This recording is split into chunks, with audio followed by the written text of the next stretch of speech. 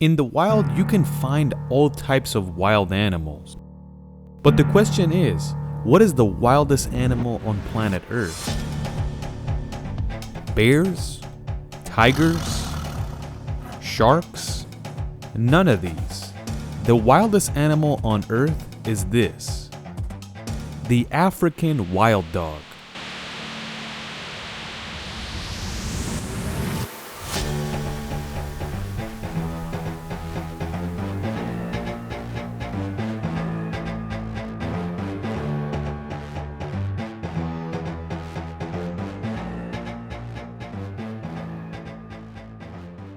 The scientific name of the African wild dog is Lycaon pictus.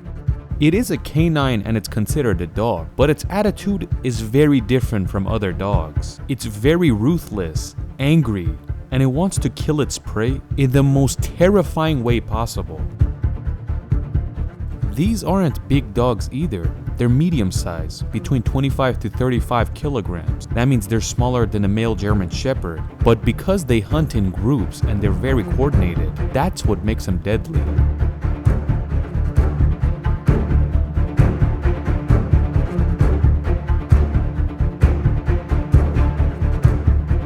You will never find a lone African wild dog.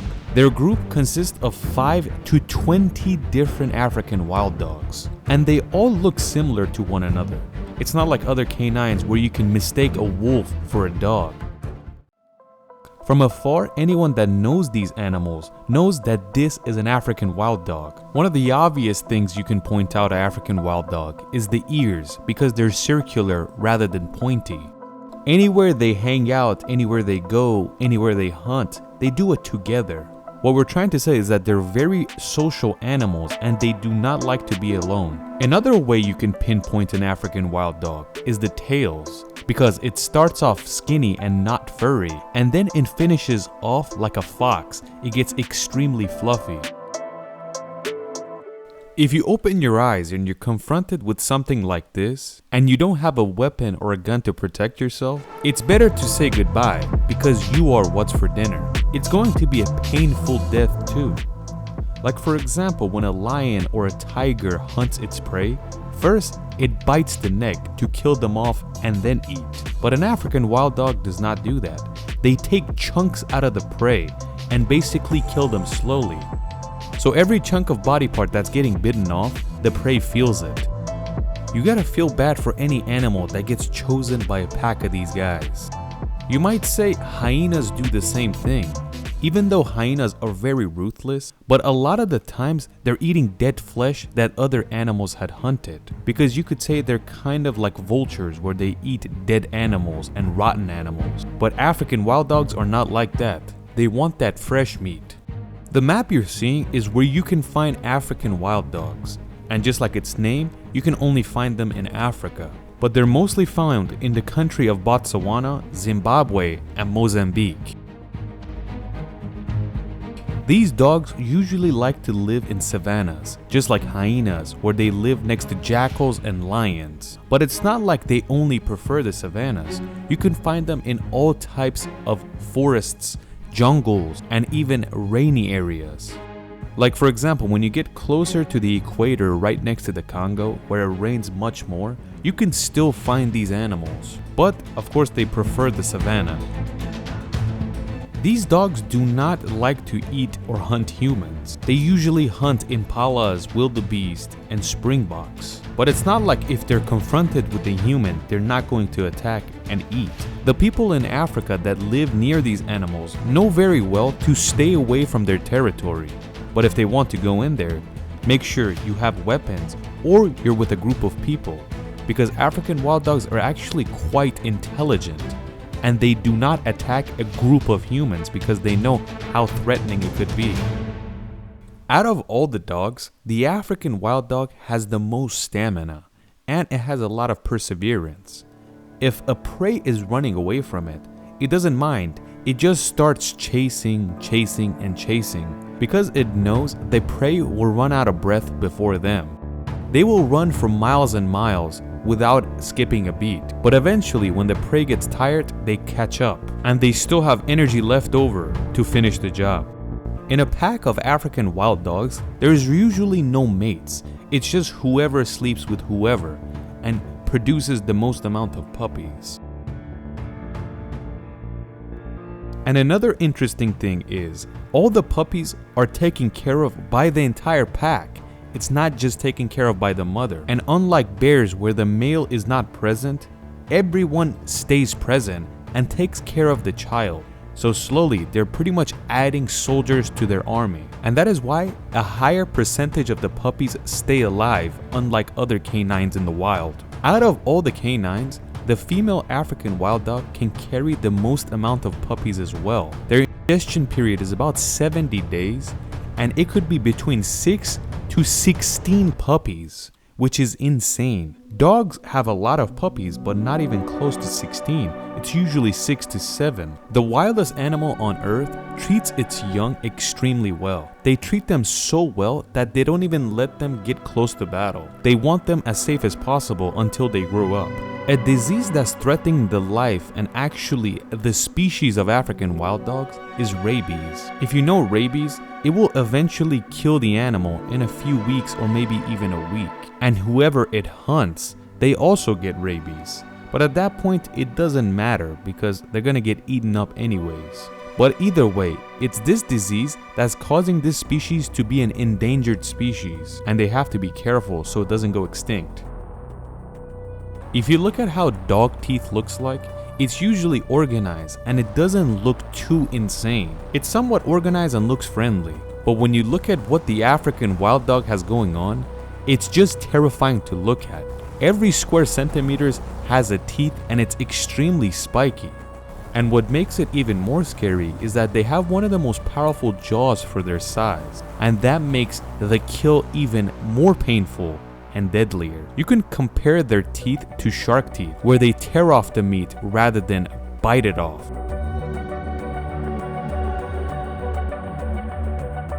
Scientists have figured out how successful different predators are at hunting their prey. In your opinion, what do you think is the most successful predator in the world? Lions? Tigers? Wolves? None of those. This insect, the dragonfly, can kill 95% of its prey. But the dragonfly is actually one of the most effective and the best insects in nature, so it's not like they're a bad predator. The most successful predator in the waters is the seahorse, where 90% of its prey is hunted. But the third most successful animal on earth is our friend the African wild dog, where 80% of its prey gets eaten.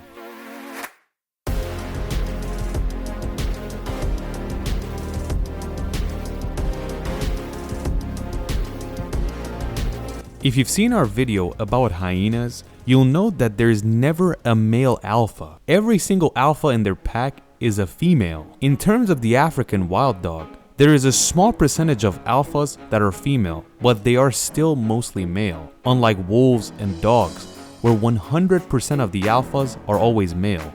But sometimes in jackals and foxes, where they don't live in a pack, you can find a leader that's a female.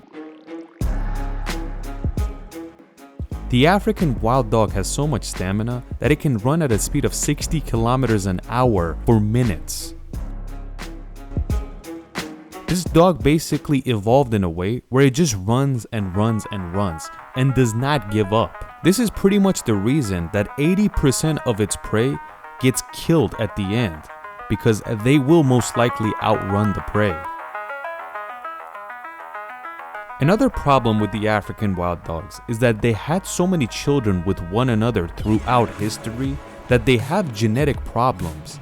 And that's why when they get a disease that wouldn't kill any other canine, it could be deadly to an African wild dog. That's another reason that African wild dogs all look the same. Like when you look at other canines, you will find all types of wolves, all types of foxes, and of course our favorite, all types of dogs.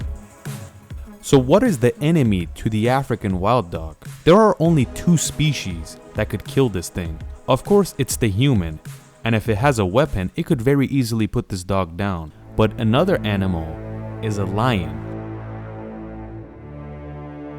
If you know about lions, you'll know that it's always the female that hunts the food.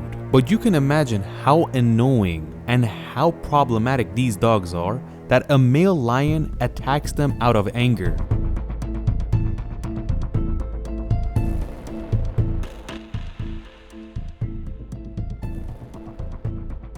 So in the end, we can pretty much say the wildest animal on planet Earth and the nicest animal on Earth are both dogs.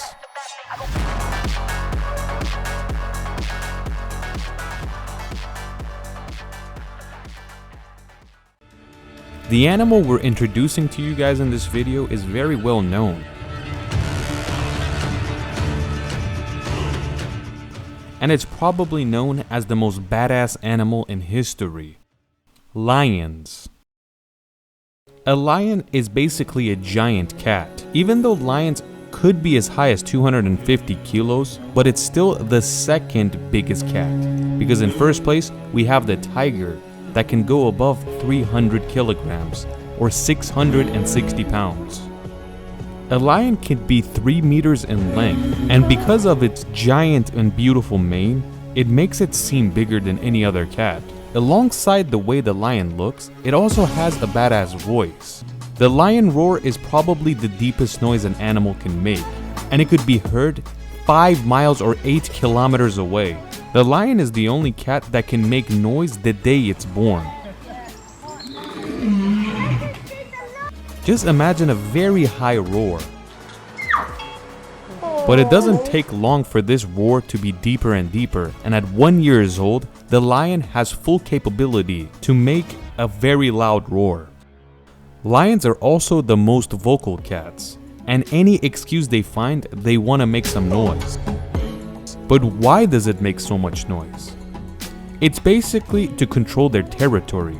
They want to tell every other animal, especially other lions, that this is my place and you shouldn't come near me unless you want a challenge. They also communicate with each other with the roar. One of the many reasons the most lovable giant cat is the lion, it's because it's very unique compared to other giant cats. First of all, it's the only cat that lives in a group, also known as a family. You can find males, females, and kittens all living next to each other. Usually, there is barely any males, up to 3, and the rest are females and children. The family could be as little as 3 lions, all the way up to 40. And the cool part is that other males are accepted into the group, but they're not that common. So this means they're not as stubborn as other cats and other canines, because they will fight the male to the death. You can also find that in roosters. Not more than one rooster is welcome in a family unless they fight to the death. But in lions, you don't see that. The people that train lions and other giant cats, they believe lions are the nicest wild cats. They say when you approach a lion next to its family, they don't get as hostile and angry as other cats. And there is a chance you could become friends with them. But never try that with a tiger. You can't just approach a tiger without getting mauled. And also, when they train tigers, it has to be one-on-one. If another tiger shows up and another person shows up, they're gonna get very angry, and the chance of attack goes higher and higher. Maybe the reason they're not as angry as tigers is because they live in a family, and they have backup in a way. So if somebody attacks them, they have someone that will help them.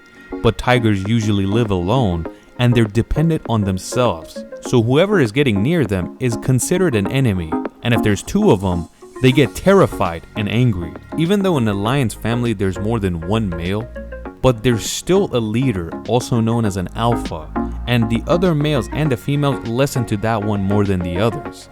But they're not as stubborn and more welcoming than other alphas. So there's a chance that 2 male lions, that one is an alpha and one is not, they could be friends and hang around.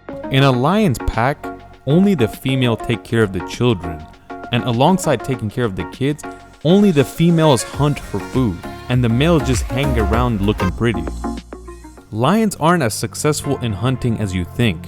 Only 30% of them come to a succession. But alongside other cats, 30% is extremely high. A tiger's succession rate is only 10 to 30% depending on where it is. But the most successful cat in the world is this one, the black-footed cat, which is very small, damn near the size of a house cat, and it has a succession rate of 60%. But let's get back to the lions. Around the world, there are two main types of cats. The Asian lion, which is known as the Persian lion, and also the African lion. But the question is, where did the lion come from and what's its common ancestor? Not only lion, but every single cat came from this cat, the Pro-Ailuris. This cat used to live around 25 million years ago throughout the world. You could find them in every continent. And throughout time, they slowly evolved and turned into different cats depending on where they were living. And some of those turned into lions. But let's get back to the lions we know. In the year 1826, the first ever writing that was done by a zoologist was done on the Asiatic lion. And since he was studying it in Iran, he referred to this type of lion as the Persian lion, or in Latin, Felis leo persicus. The reason was he thought this lion could only be found in Iran, but later on they found out you can find this lion all throughout Asia, and they changed the name to Asiatic lion. Unfortunately, the Asiatic lion is almost extinct, and you can only find them in this tiny part of India, which is a national park, the Gir National Park. This park is massive, is 1,400 square kilometers, and you can find 523 different Asian lions. About 60,000 people visit this park per year just to come see these lions. But let's get to the African lions, because the chances of them getting extinct is much lower, but they're still vulnerable. Even though the lion is known as the king of the jungle, but they're usually living in savannas. And in savannas, they live next to zebras and antelopes, and this is their #1 food source. Since hunting these animals is very difficult for one lion, female lions work together to hunt these animals, and this raises their chance in hunting the animal. Even though they're not very successful at what they do, but they work hard and eventually catch their kill, because their food source has to be fresh meat. They're not like hyenas where they eat rotten flesh. Also, when the females hunt the prey, it's not like they eat it and then everyone else can eat. Everybody is welcome when the hunt is caught. But how much meat do they eat? A fully grown lion eats between 10 to 45 kilograms. And of course, 45 kilograms is eaten by the biggest male in the pack. But what is the point of the lion's mane? It's exactly like the peacock's fur, only the males have them. And the main reason it's there is to attract the females. But for the lion, it makes the male look bigger and scarier. So in terms of being a badass and territory control, it helps. But for the peacock, it's not like that. The female lion chooses the bigger mane because they think this lion is more powerful and it could be a better protection for the pack. After scientists studied lions, they realized that the female lion prefers darker manes than lighter ones, and they think the darker ones are more powerful. You could see the same thing in wolves. The chances of a darker fur wolf, like a black wolf, being the alpha is much higher. Whenever you look at videos of the savannah, you see the lions just chilling and laying back, and some people think these animals are lazy. But that's not the case, because throughout the day, that's when they're resting, and they're mostly active at night. The male lion does go hunting and they know how to fight better than anyone else, but it's usually out of anger or where they're starving. Like you can see them attack African wild dogs just because they piss them off. Lions in the wild have a very short life, and the reason for that is there's a lot of risk involved when you're hunting animals every day for fresh meat, and that is why they only live about 10 to 14 years. But when lions are under human care, they could live all the way up to 30 years old. The more we learn about lions, the more we realize that the term king of the jungle makes sense, because this cat is very special compared to the other ones.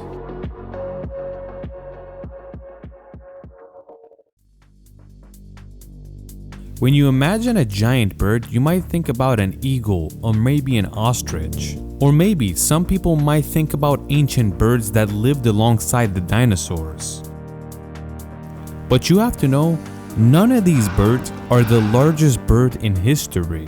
If we want to get to know the largest bird in history, You have to go back to around 7 million years ago in modern-day Argentina and meet the bird called Argentavis.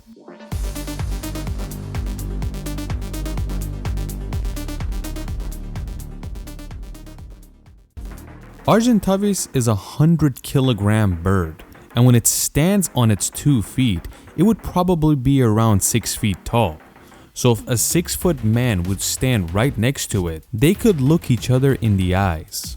And something that's even more insane is that when it opened its wings, it would have a 6-meter wingspan. And this was very much needed to move this extremely heavy weight.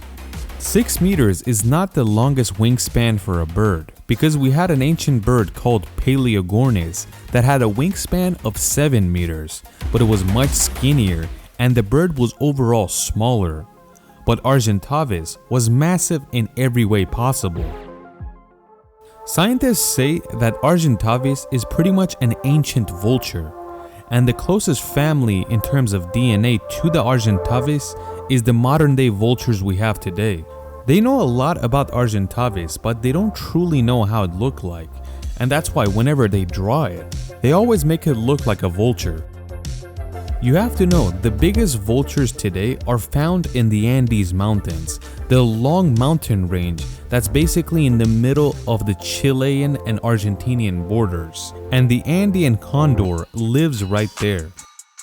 Andean condor is the biggest vulture and it's truly massive, but you have to know that Argentavis was more than twice the size of it. Vultures are pretty much the most useful bird in history, and you could kind of call them the vacuum cleaners of nature. Without them, we truly lack in the nature department. There are vultures that not only do they eat flesh, but they also hunt. The Andes condor also likes to hunt, and this is the closest family member to the Argentavis. That is why scientists believe that the Argentavis would hunt as well. The Andes condor likes to hunt things like rats, mice, and rabbits, pretty much things that are considered pests in most of the world. So in a way, it is cleaning up the ecosystem. But some like to question, what would the Argentavis hunt? There are some speculations that Argentavis could probably hunt dog-sized animals, probably ancient wolves. Right now, the biggest birds that are able to fly are vultures. The vulture flies in a different way than other birds. They're basically coasting most of the time, and they need these massive wings to catch the air and keep them airborne without them trying. And scientists like to think that Argentavis had such a massive wing that it would stay in the air much longer than any other bird, even though it weighed damn near 100 kilograms. If you've seen our video about vultures, you'll know that whenever it's flying, it's never looking forward, it's always looking down to scan the ground, and that's why they always hit wind turbines. When you see vultures circle in an area, it doesn't mean there's a dead animal down there. It usually means they're actually taking a break. But while they're taking a break, they're always scanning the ground just in case. And that is one of the reasons they need massive wings compared to other birds. But throughout Argentavis' lifetime, it grew so massive that it would actually hurt it rather than help, because feeding itself that much food was extremely difficult, and this is one of the reasons they say that it went extinct. The Argentavis went extinct about 5 million years ago. They died out and the stronger ones started to fade out and get smaller and smaller, and that's why they have a common family member, which are different types of vultures in South America. Finding fossils of birds is much more difficult than finding fossils for land animals, which are heavier. The reason for that is the bones of a bird is much lighter, it's much more brittle and thinner, and they also have nothing inside them, so they can get ruined easily. And this is why saying Argentavis is the biggest bird in history is a push, because there could have been a larger bird, but the fossils got destroyed just because they were so thin, and we don't have them anymore, and it's pretty much lost in history. But only 7 million years ago, this massive bird used to live, and now we think this is the biggest one. Research has showed scientists that the Argentavis would not live in flat land. It would actually live in a mountain range, and that's why it was found in Argentina. It was too heavy to lift off from flat ground like an airplane.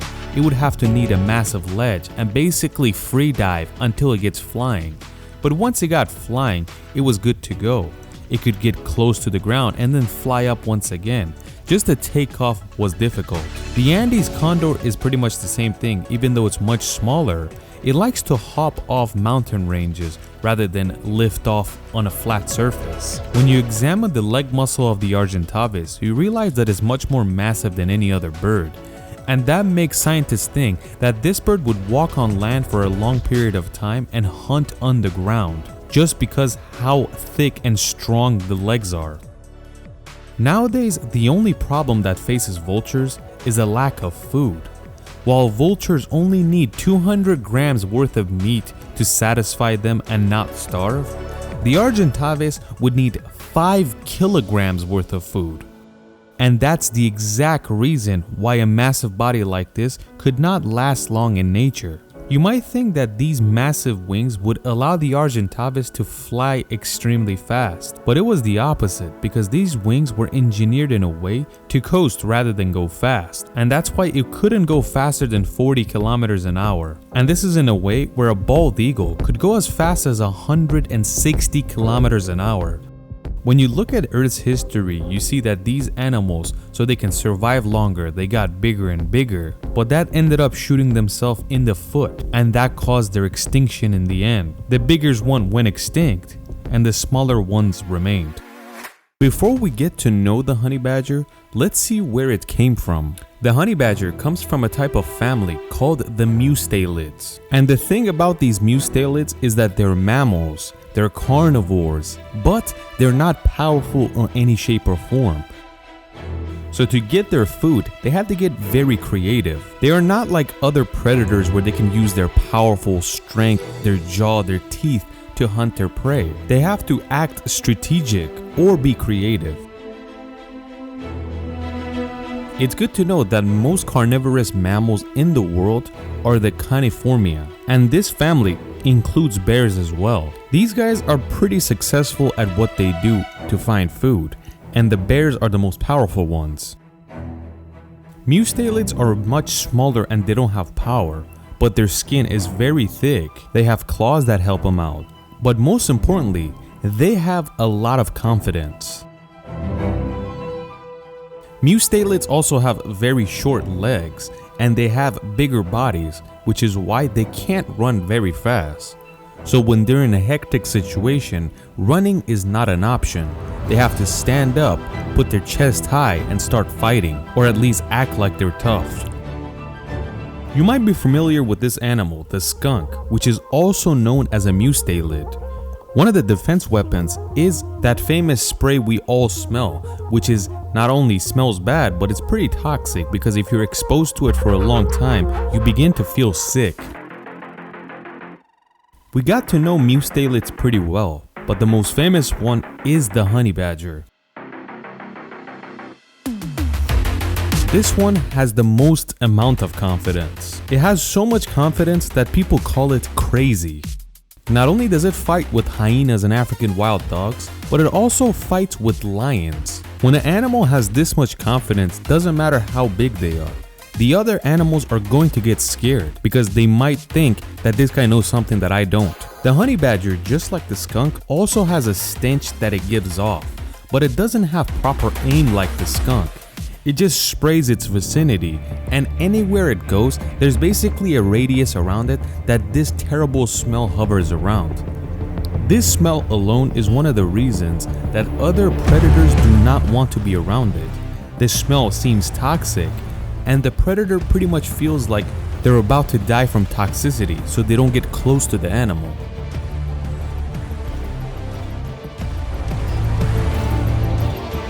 But why is this animal called the honey badger? Because it loves honey. And the interesting part is when the honey badger attacks a beehive, one of the reasons the bees get scared and fly away is the smell this animal gives off. It's somewhat of a toxic smell and they think they're being poisoned. And even if any bees get on its skin and start stinging away, nothing is gonna reach the surface because the skin is so goddamn thick and it has so much fur that it doesn't even reach. But let's say a powerful predator gets its hands on one of these, like a leopard. What happens if it bites into it? The insane part is that the honey badger's skin is so thick that a leopard's jaw cannot crush it. It could literally bite away at its neck and it won't even puncture it. That's how thick the skin is. But alongside all that thick skin, there's a thick fur that helps it out even more and makes the biting process even harder. The bee sting is nothing. The honey badger is so insane that it attacks snakes. And the body of this animal has evolved in a way, even if a snake bites it, the venom does not enter its system. The honey badger does not look like it's powerful, and it's truly not. You could literally kick it away, but it won't allow you to do that. It will act so angry in front of you that you will be terrified of it. You don't even want to approach it. Sometimes it has been seen the honey badger when it's hungry. It has even stolen food from other predators. These guys make predators so terrified that they don't even want to fight in groups. There are different types of mustelids that are close to the honey badger. There's a one that swims in the water called the otter. Just like the honey badger, the otter is very confident. It could even hunt other animals, and between its fingers there are these flaps that allow it to swim very fast. Unlike honey badgers that can barely run quick, this thing can get through the water very quickly. Alongside the otters, there are giant otters that live much differently, because rather than living alone like the other mustelids, these things live in packs. And when they're in packs, their confidence levels goes off the roof, because they will attack anything. They attack leopards, anaconda, crocodiles. They're not afraid of anything. Between mustelids, the otter is probably the smartest ones, and it's one of the only animals after chimpanzees that actually uses rocks as tools. They break their food on top of the rock and start eating it, something you barely see in the animal world. What's the main enemy of the mustelids? In the last 10,000 years, it has been humans.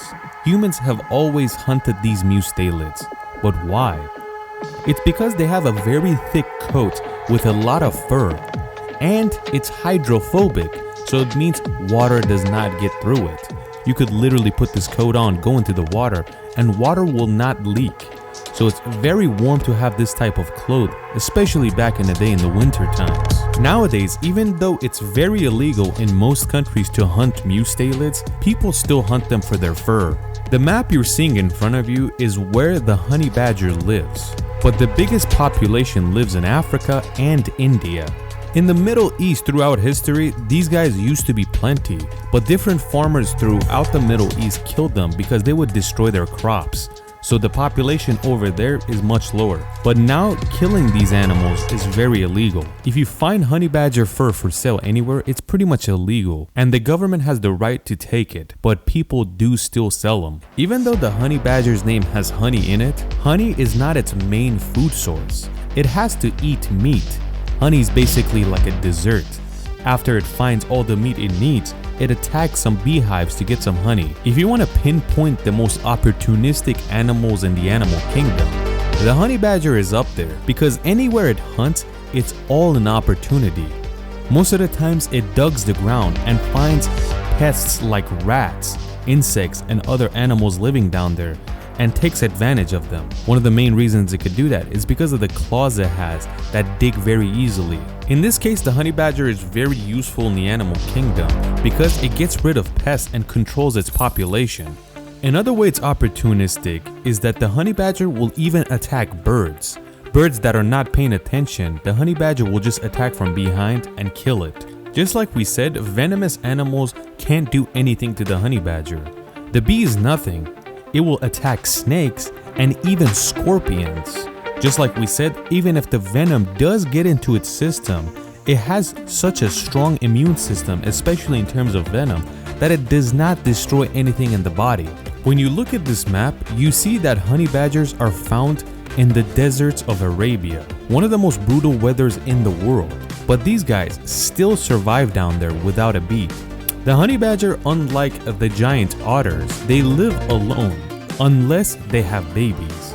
When they have babies, you do not want to even get near it because they're much angrier when they have their young. They think anyone is an intruder and they're entering their territory, so they will for sure attack you. They're kind of like a female bear when they have a young.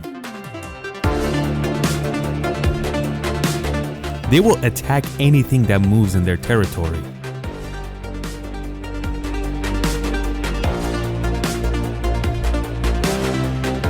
This has happened plenty of times in Asia and Africa, where someone had a wooden built house that they don't live in. It's kind of like a villa. And after a few months they come back and the honey badgers have broken the floorboards and entered the home and pretty much turned the house into their own territory.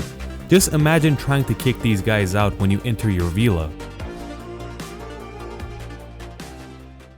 Just like you can see in the map, you can find these animals in India as well, somewhere that they live very happily, almost too happy, because their population is booming. There's so many of them, and it's becoming a problem. As you know, India is the most populated country in the whole world, and of course a lot of people die and they have to bury them. The problem is, these animals follow these dead bodies and dig them up at night and start eating people's corpse. And there's so many of them that they can't control it. It's kind of like it's too good of a place where their population is not being controlled. And the Indian culture doesn't allow the killing of these animals. But the problem is, the population of these things are becoming a huge problem not only for the country, but for the environment itself.